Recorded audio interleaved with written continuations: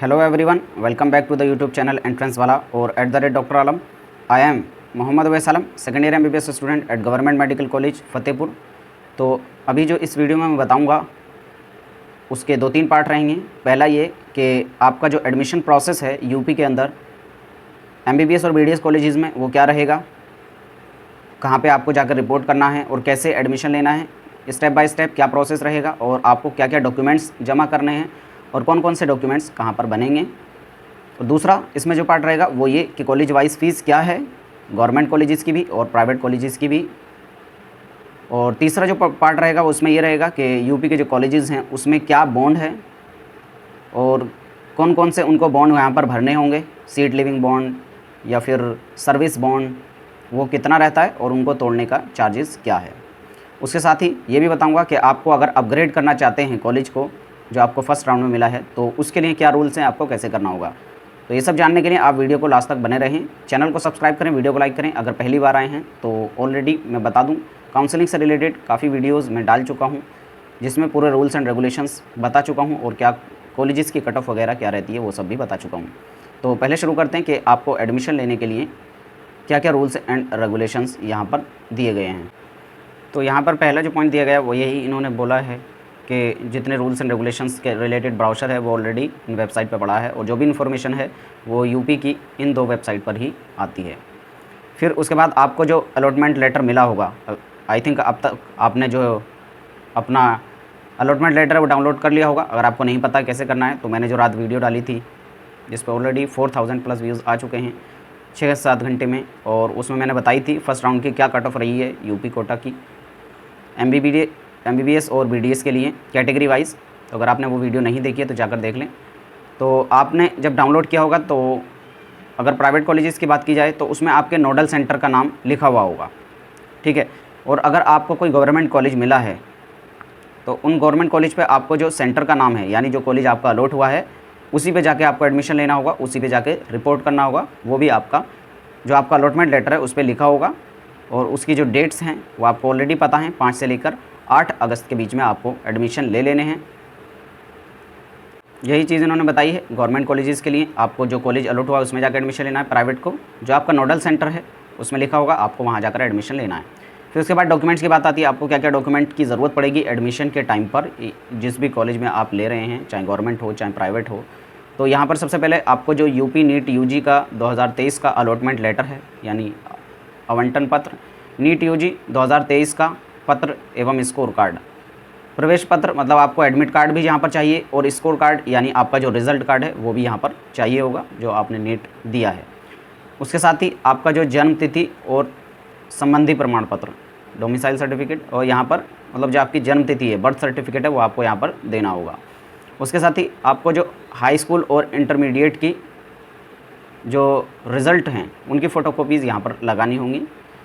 उसके साथ ही आपका जो आरक्षण से संबंधित कोई भी प्रमाण पत्र है और यहाँ पर लिखा है आवश्यकता अनुसार। इसका मतलब क्या होता है कि मान लीजिए आप जनरल से हैं तो यहाँ पर आपको कोई भी कैटेगरी के सर्टिफिकेट की ज़रूरत नहीं है, लेकिन अगर आप किसी कैटेगरी से हैं, EWS से हैं तो EWS का जमा करना होगा, OBC से हैं तो OBC, SC से हैं तो SC का सर्टिफिकेट और ST से हैं तो ST का सर्टिफिकेट जमा करना होगा।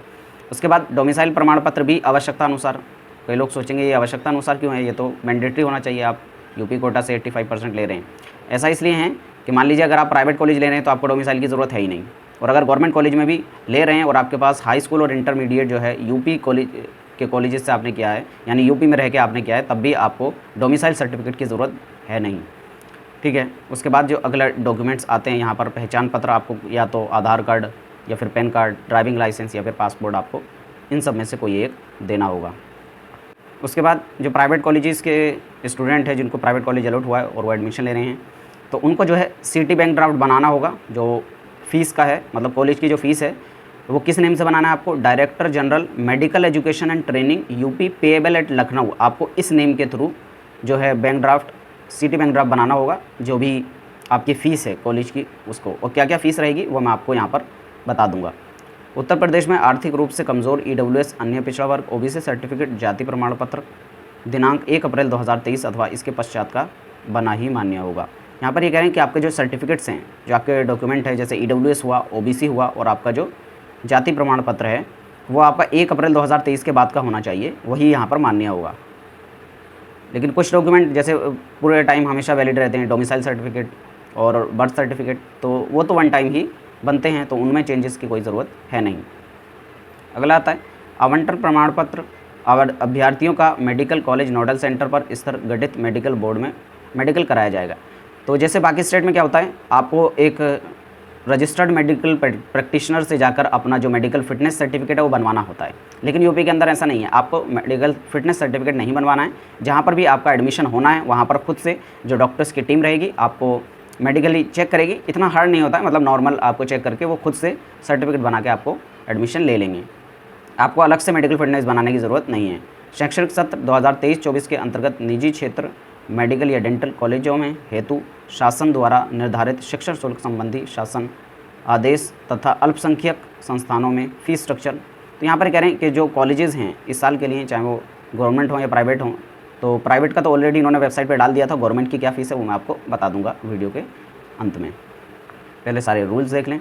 ऐसे अभ्यर्थी जिनको प्रथम चक्र की काउंसलिंग से आवंटन प्राप्त कर प्रवेश ले लिया जाएगा और वह द्वितीय चक्र की काउंसलिंग में पुनरावंटन रिशफल हेतु इच्छुक हैं, वह कॉलेज की सिक्योरिटी, हॉस्टल एवं विविध शुल्क की द्वितीय चक्र की काउंसलिंग संपन्न होने के पश्चात संबंधित कॉलेज में रिपोर्ट करते हुए जमा करेंगे। यहाँ पर कह रहे हैं कि आपको कोई फर्स्ट राउंड में कॉलेज मिल गया है और आप उसको रिशफल यानी दोबारा से करते हैं, उसको पुनरावंटन अगर उसका होता है आपका दूसरे राउंड में, तो आपको फिर से ये सब कॉलेज की फ़ीस वगैरह जमा करनी होगी। आपको मैं पहले एक रूल बता दूं कि आप अगर अपग्रेड करना चाहते हैं यूपी के अंदर तो आपको क्या रूल्स रहेगा उसके लिए। तो जैसे ही आप कॉलेज में जाएंगे वहाँ पर एडमिशन लेंगे, तो एडमिशन लेने के टाइम पर आपको वहाँ पर कॉलेज में बोल देना है कि मैं अपग्रेड करना चाहता हूँ, और अगर नहीं भी बोलेंगे तो आपको जो वो एडमिशन लेटर देंगे तो उसमें लिखा रहता है कि यहाँ पर जो डॉक्यूमेंट्स हैं स्टूडेंट के सबमिट हैं और ऑलरेडी आप एलिजिबल सेकेंड राउंड के लिए हो जाते हैं। और इसी की वजह रहती है कि सेकेंड राउंड में जो है जो स्टेट मेरिट लिस्ट है मोस्टली हाई जाती है, क्योंकि कुछ ना कुछ स्टूडेंट बढ़ते ही हैं। वो अगर 50 से 60 बढ़ें, गवर्नमेंट कॉलेजेस के लिए बात कर रहा हूँ, अगर 50 से 60 नीचे की तरफ इजाफा होता है यानी रैंक स्टेट मेरिट लिस्ट में बढ़ती है, बढ़ोतरी होती है, तो वो नॉर्मल माना जाता है। लेकिन उससे ज़्यादा हो रहा है तो फिर वो जो आपकी कट ऑफ है उस पर इम्पैक्ट डालता है। उसके ऊपर भी मैं डिटेल वीडियो बनाऊँगा, आप चैनल को सब्सक्राइब करें अगर उस वीडियो को देखना चाहते हैं। तो यूपी नीट यूजी 2023 की ऑनलाइन काउंसलिंग में से राजकीय या निजी क्षेत्र के मेडिकल डेंटल कॉलेजों की सीटों के सापेक्ष आवंटित छात्रों की प्रवेश प्रक्रिया दिनांक 5 अगस्त से 8 अगस्त तक पूर्ण की जाएगी। यानी आपका जो एडमिशन प्रोसेस है 5 से लेकर 8 अगस्त के बीच में होगा। और इसके अलावा आपको नोटिफिकेशंस के लिए इन दोनों वेबसाइट को रेगुलरली देखना रहता है। अब इसके बाद मैं आपको बता देता हूँ क्या कॉलेज वाइज फ़ीस है प्राइवेट कॉलेजेस की, और फिर उसके बाद गवर्नमेंट कॉलेजेस की बता दूँगा। तो सबसे पहले तो मैं नॉन माइनॉरिटी कॉलेजेस की फ़ीस बता देता हूँ MBBS के लिए। तो जो लास्ट ईयर रही थी यानी 2021-22 और 2022-23 में भी वही रही थी, और 2023-24 यानी इस साल भी सेम रहने वाली है फ़ीस। तो आप कॉलेज वाइज इसकी जो फ़ीस है वो देख लेंगे यहाँ पर, ताकि वीडियो ज़्यादा लंबी ना हो। मैं अपना फ़ोटो और हटा देता हूँ, इसको थोड़ा जूम करके आपको दिखा देता हूँ। आप कॉलेज वाइज फ़ीस इसको देख लें। बाकी ये PDF जो है ऑलरेडी वेबसाइट पर पड़ी है और नीचे टेलीग्राम का लिंक है, मैं वहाँ पर भी इसको डाल दूँगा। आप कॉलेज वाइज यहाँ पर देख लें।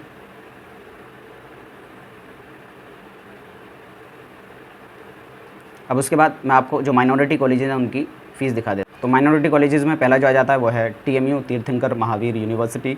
तो यहाँ पर अगर फ़ीस की बात की जाए तो आपकी जो शिक्षण शुल्क है वो है 16,20,000 पर एनम, और बाकी जो आपकी छात्रावास या सिक्योरिटी फ़ीस है वो यहाँ पर आप देख सकते हैं। और टोटल जो है 18,70,000 जनरल के लिए यहाँ पर पड़ती है। छात्रावास यानी जो हॉस्टल फ़ीस है आपकी वो है 1,50,000 और सिक्योरिटी मनी 1 लाख। यहाँ पर बाकी कैटेगरी वाइज या अगर आपको एयर कंडीशन रूम चाहिए या डबल सीटर या सिंगल सीटर तो उनके लिए अलग अलग इन्फॉर्मेशन यहाँ पर दी हुई है, उनको देख लें। फिर जो जैन स्टूडेंट है उनके लिए फ़ीस यहाँ पर दे दी गई है, आप देख लें इनको। अगला जो कॉलेज आता है वह इंटीग्रल यूनिवर्सिटी। इसकी जो फ़ीस है आप यहाँ पर देख लें। जो ट्यूशन फ़ीस की बात की जाए तो 17 lakh, hostel fees per annum जो है 1,50,000, मेस चार्ज 1 लाख, और सिक्योरिटी फ़ी जो रिफंडेबल है 1 टाइम 1 लाख, और मिसलेनियस फ़ीस पर एनम जो है वो 1 लाख, और टोटल की बात की जाए तो 21,50,000 यहाँ पर आपको देनी होगी। अगला आता है Ira's Lucknow medical college and hospital. इसकी फ़ीस भी यहाँ पर आप देखेंगे तो शिक्षण शुल्क जो है यानी वो है 16,60,000, और छात्रावास यानी हॉस्टल फ़ीस जो है 1,50,000, सिक्योरिटी शुल्क 1 लाख, और टोटल की बात की जाए 20,60,000 पर ईयर यानी पहले साल के लिए इतनी है। अगले साल जब करेंगे तो आपको सिक्योरिटी नहीं जमा करनी। अगला जो कॉलेज है वो career institute of medical science and hospital, ये भी माइनॉरिटी का है। इसमें भी जो शिक्षण शुल्क है वह 15,80,000, छात्रावास 3 लाख, सिक्योरिटी 3 लाख, और कुल की बात की जाए टोटल तो 21,80,000। अगला आता है FH मेडिकल कॉलेज आगरा, तो इसकी अगर फ़ीस की बात की जाए तो ये है शिक्षण शुल्क 16,50,000, छात्रावास अगर डबल सीटेड चाहिए आपको AC के साथ तो फिर 3 लाख, और नॉन AC डबल सीटर चाहिए तो आपको 2 लाख पर ईयर देना होगा। और विविध शुल्क की बात की जाए तो 85,600, और सिक्योरिटी की बात की जाए तो यहाँ पर 3 लाख आपको देनी होगी जो रिफंडेबल है। ये थे माइनॉरिटीज़। अब मैं आपको जो BDS के कॉलेजेस हैं उनकी फ़ीस बता देता हूँ। यहाँ BDS में जो पहला कॉलेज आता है वो है TMU तीर्थंकर महावीर यूनिवर्सिटी। यहाँ अगर फ़ीस की बात की जाए तो 1,98,000 पर ईयर, छात्रावास यानी हॉस्टल फ़ीस 90,000, टोटल 2,88,000। बाकी अगर जैन हैं आप तो उसके लिए 1,58,400 फ़ीस है, छात्रावास फ़ीस 73,750, टोटल 2,32,150। बाकी एनरोलमेंट फ़ीस यहाँ पर आपको दी हुई है 5,000, और एग्जामिनेशन फ़ीस 16,000 पर ईयर आपको देनी होगी। अगला जो आता है DJ college of dental science and research, इसकी जो टोटल फ़ीस अगर बात की जाए तो वो है 3,75,000, जिसमें शिक्षण शुल्क 2,85,000, छात्रावास यानी हॉस्टल फ़ीस 90,000, सिक्योरिटी फ़ीस यहाँ पर 0 है। अगला जो आता है post graduate institute of dental science and hospital Lucknow, इसकी जो शिक्षण शुल्क की बात की जाए तो वह है 1,99,000, छात्रावास फ़ीस 1,20,000, और टोटल की बात की जाए 1,90,000, सिक्योरिटी फ़ीस यहाँ पर भी अवेलेबल नहीं है। तो ये थी किसकी बात की जाए तो प्राइवेट कॉलेजेस की फ़ीस। अब मैं गवर्नमेंट कॉलेजेस की फ़ीस आपको यहाँ पर बता देता हूँ। तो गवर्नमेंट कॉलेजेस की अगर बात की जाए तो लखनऊ में जो कॉलेज है उसकी है 54,000। बाकी मोस्ट ऑफ द कॉलेजेस की अगर एवरेज की जाए गवर्नमेंट कॉलेजेस में MBBS के लिए वो है 40,000। अब इसमें कुछ कॉलेजेस की ये है कि 42,000 है, कुछ की 45,000 है, और जो मैक्सिमम बताया मैंने 54,000 भी है यहाँ। और जो लोएस्ट कॉलेज की फ़ी है वो है 18,000 भी है कॉलेज की। यहाँ पर कॉलेज टू कॉलेज थोड़ा वेरिएशन आता है, लेकिन एवरेज अगर आप मान के चलें तो 40,000 के आसपास रहेगी। ये आप जिस भी कॉलेज में अलॉटमेंट आपका हुआ है वहाँ पर जाकर पूछेंगे तो फ़ीस चेंजेस रहता है। जैसे फतेहपुर मेडिकल कॉलेज की बात की जाए तो यहाँ पर जनरल के लिए 40,800 आपको फ़ीस जमा करनी रहती है। बाकी इसमें चेंजेस आ जाएंगे जैसे ही आप कैटेगरी वाइज जमा करते हैं तब। ठीक है, तो आप कॉलेज वाइज देख लेंगे। तो मैक्सिमम अगर फ़ीस की बात की जाए तो ये गवर्नमेंट कॉलेजेस में यूपी के अंदर 40 से 50 के बीच में रहेगी। कहीं पर 36,000 भी है कुछ कॉलेजेस में, कुछ पर 42 है, कुछ में 40 है, तो इसी रेंज में फ़ीस रहती है। बाकी यहाँ पर बॉन्ड की बात की जाए तो यूपी के कॉलेजेस में जो कोर्स कंटिन्यूएशन बॉन्ड है वो नहीं है गवर्नमेंट कॉलेजेस में। प्राइवेट में बात की जाए तो वहाँ पर फ़ीस का बॉन्ड टोटल रहता है कि अगर आप छोड़ते हैं तो फ़ीस आपको देनी होगी। ठीक है, तो प्राइवेट में आपको क्या होगा, यहाँ पर फ़ी बॉन्ड है अगर आप कॉलेज छोड़ना चाहते हैं। लेकिन अगर गवर्नमेंट की बात की जाए तो सीट लिविंग बॉन्ड नहीं है यहाँ पर, यानी अगर आप सीट छोड़ना चाहते हैं